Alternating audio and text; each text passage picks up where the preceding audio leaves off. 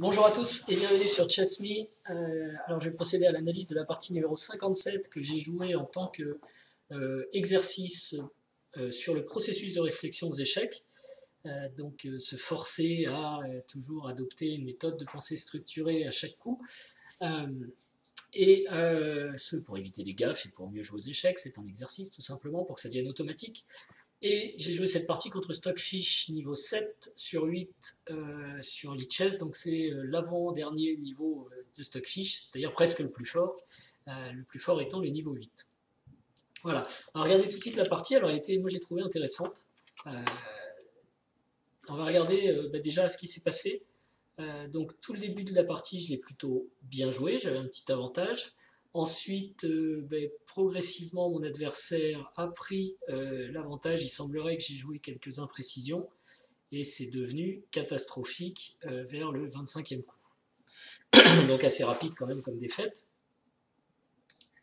Le niveau de jeu, c'est comme hier. Il y a eu pas mal d'erreurs quand même.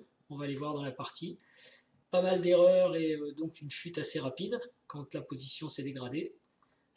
Dans des positions difficiles, on va dire, tout simplement. Quant à mon adversaire, il a joué, on va dire, parfaitement. Donc ça ne m'a pas facilité la tâche. La dernière fois, il avait fait des petites imprécisions, il me semble. Là, il n'a pas fait la moindre erreur. Donc, après, difficile de battre un ordinateur aussi qui joue parfaitement. On va regarder ça tout de suite. En image. Donc B4. Ici, c'est à peu près normal, hein. On joue E3, c'est le coup le plus joué. Ça réussit plutôt bien au noir, cette variante. Truc intéressant. On peut jouer C3, on peut prendre, mais voilà, fou F4 dans cette position n'est pas forcément le mieux. Mais bon, c'est un choix. Cavalier C6 et C3, donc finalement ça va. Je vais aller plutôt voir les erreurs, puisque toute la réflexion, pour le coup, la vidéo elle dure plus d'1h30, j'explique tous les coups en long, en large, en détail. Ce qu'il faut quand même voir, à la limite, vous avez la flèche grasse, il y a les deux variantes proposées par l'ordinateur, il y a la flèche grasse et le premier coup proposé par l'ordinateur. Donc ce qu'on voit quand même, c'est que là j'ai joué le bon coup, là aussi, et ensuite mon adversaire, vous voyez, le plan cavalier D5 qui me surprenait, finalement est bon. Le four était mieux à revenir en D2 quand G3, mais ça ne joue pas à grand chose non plus, il donne la même évaluation en fait. Hein. Donc, même si on a vu dans la partie que. Alors G5, c'est un coup surprenant, mais voilà, l'ordinateur le considère aussi comme un des bons coups potentiels. Et là, j'aurais dû jouer H4 tout de suite. Non, finalement H3, bon coup, j'ai joué le bon coup. F5. Petit roc, j'en ai parlé, j'ai hésité longtemps, finalement. L'ordi aime bien Petit Roc. Alors il y a un truc qui me gênait dans Petit Roc, c'est l'ouverture de la colonne H, mais c'est vrai que c'est pas forcément automatique. Enfin, si, je sais pas si on fait ça tout de suite, ça marche pas tout de suite. C'est plutôt bien pour les blancs tout de suite parce que, ok, on va. Ouais.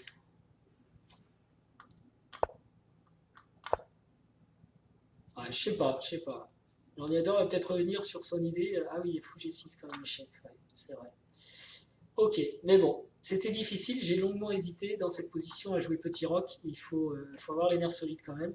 Je suis parti plutôt sur l'idée du Grand Roc, j'ai joué Dame 2, qui n'est pas un très très bon coup, mais bon, l'évaluation n'a pas beaucoup bougé, hein, 0,7, 0,6, c'est pas non plus la fin du monde. Et ici, il voudrait encore que je joue Petit Roc, ce que j'ai pas fait. Et là, par contre, l'évaluation descend un peu. Mais bon. Évaluation tactique, Grand Roc, tour H1, plutôt un bon coup, l'évaluation est bien vue. Dame G7. Et première imprécision, cavalier C4. Il aurait préféré cavalier B3. Pourquoi cavalier B3? Qu'est-ce que ça apporte dans les variantes qui vont se présenter? Ah ouais, déjà j'ai cette case qui est aussi libre pour mon cavalier, ça ne change pas beaucoup. Mais c'était tentant d'aller taper là-bas. Alors pourquoi cavalier C3 il donne cavalier C7? On a du mal à comprendre. Tour E8, allez, je préfère tour E8 dans l'idée. Tour E8, 3B1.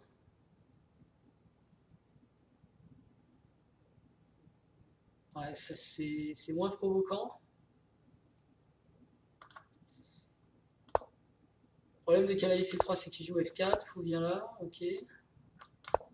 Fou E7, alors après il joue tous les bons coups à l'ordi, donc ça laisse pas beaucoup de place non plus. Là G3, j'avais pas spécialement envie de jouer G3 parce qu'en fait il s'en moque de G3. Il laisse faire en fait. Il peut effectivement jouer tour F8 et si je prends, il reprend du pion même et le fou a toujours le même problème. Donc pour moi le plan de sortie du fou c'était par là, mais bon. Cavalier FD2, roi B8, et là je vois pas le massacre arriver. Je propose de jouer cavalier B3 sans doute avec des idées de cavalier A4 qui peuvent être intéressantes, cavalier A5 pardon. Et je joue roi B1 comme lui en me disant bah ok, mais ça permet ce coup. Et là c'est la cata parce que j'ai plus de cases de retrait. Vous voyez, il considère même pas cavalier A4 que j'ai enlevé d'ailleurs de ma réflexion. Il envisage même de donner le cavalier ici. C'est pas bête ça pour libérer ce fou, ça j'y ai pas pensé. Et sinon son coup préféré c'est de prendre en D6 comme j'ai fait. Voilà. Pourquoi tout ça? Parce que je pense que cavalier A3, on avait bien parlé de ça. Si on prenait, c'était la cata. Voilà. Il faut que la dame s'en aille et. Alors, on n'a plus de jeu du tout, quoi. Hein. Dame ici, cavalier là, c'est. On a perdu du matériel et c'est pas fini, semble-t-il, pour ce qui est de descendre. Et si on prend pas, donc par exemple en venant ici, bah, le petit roc, on peut pas reprendre, quoi. Il va être totalement ouvert. Il y a cavalier échec qui prend la dame, donc c'est sans espoir. Donc j'ai bien fait quand même de jouer cavalier D6, c'est le coup préféré de l'ordi. Je suis content parce que c'est pas un coup facile à faire. Fou prend, fou B5, ok. Roi A8, meilleur coup. Allez. Donc pas grand chose à dire. Cavalier E4, meilleur coup. Là, il peut jouer les deux fous pour se défendre, il en choisit un, ok. Roi 1 pour se déclouer était la bonne idée. Je ne l'ai pas fait, j'ai préféré prendre. Et là, c'est une erreur apparemment. Mais bon, c'était dur. Après, cavalier, roi 1, cavalier A5. On échange des pièces en fait, et quand même son matériel devrait parler. Je crois que j'ai analysé d'ailleurs un truc comme ça et j'ai vu cavalier B7. Ouais. Mais bon, vous voyez, c'est pas encore fini, C4. Cavalier C7. Dame franc. Ouais, ok, on pouvait récupérer par ici. Et ça commençait par roi B1. Roi A1, hein, pardon. Ok, raté ça. Je sais pas si ça faisait vraiment l'équilibre d'ailleurs. Bon, enfin bref. Ok, et encore une faute, fou G1, mais c'est mon plan, moi je veux sortir mon roi. Le problème c'est que je veux sortir mon fou. Et le problème c'est que mon roi est trop affaibli maintenant. Et c'est une catastrophe. Voilà. Ici, déjà,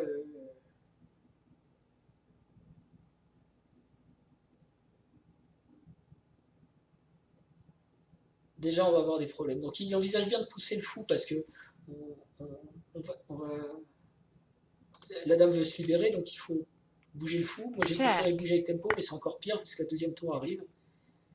Et après, dame E5, dame B7, menace mat, c'est fini, quoi. Donc en gros, c'est fou prend C6. Les fautes que j'ai fait, bon, on peut regarder la fin, mais après c'est sans espoir. Hein. En plus, il joue des bons coups. Check. Et là, c'est fini. Check. Check. Check. Très joli. Donc, ok, Stockfish est fort, mais ça on le savait. Moi, je ne suis pas fort et ça on le savait aussi. Pour les erreurs, cavalier C4 n'était pas un bon coup. Ok. Il aurait fallu jouer cavalier B4. Bah, cavalier B3, c'est pas facile à voir. Roi B1. J'ai peut-être manqué à ce moment-là de. J'ai été feignant dans mon parcours, dans ma réflexion. Je me suis dit, moi aussi, je vais me mettre à l'abri, mais c'est pas très concret. Et B5 était une attaque. J'aurais dû me dire, roi B1, et alors, qu'est-ce qu'il fait? B5, ah mince, B5, c'est embêtant. Ce que j'ai pas fait. Donc, défaut de processus puni immédiatement par l'ordinateur, bravo. Donc, vraiment, il faut l'appliquer à tous les coups. Cavalier D6, alors là je dirais qu'on est plutôt au-delà de ma compréhension d'échec. Je vais avoir du mal. Roi 1, bien sûr, je peux le jouer pour me déclouer, ça j'y pense, bien sûr. Mais pourquoi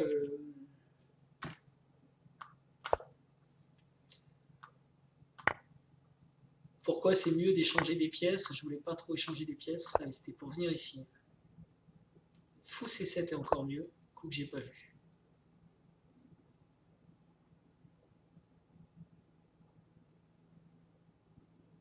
Cavalier C5, tour B8, ouais, ça reste perdant quand même, hein, c'est dur. On reste vers les -2 quand même. Non, moins, ouais, d'accord. Je me bien, enfin pour moi. On n'est pas au top avec les noirs. Donc ici, bon, cavalier D6 pour essayer en fait d'échanger les dames, mais j'étais naïf, ouais, j'étais naïf. Mais je commençais à fatiguer seulement 21 coups, mais 1 heure. Et je joue le plan que je voulais jouer, mais je me rends check, pas compte que son attaque est beaucoup trop check, forte. Ok, bon. Bah écoutez, c'était intéressant. Je note que l'exercice est plutôt bon. Après, c'est difficile face à un adversaire très fort. Pour le coup, je pense qu'il a joué plus de 2200 là, sur cette partie, puisqu'il fait quasiment aucune erreur et il joue quasiment que les premiers coups de l'ordi. Mais c'était intéressant. Et encore une partie comme ça, et après je retournerai contre les gens, je pense, mais en étant plus vigilant donc, sur le processus. J'espère que cet exercice aura porté ses fruits. Mais c'est un peu long aussi et ça me fatigue. Quoi. Parler et réfléchir pendant 1 heure et demie, 2 heures, c'est très long quand même. Mais bon, c'est un exercice. Voilà.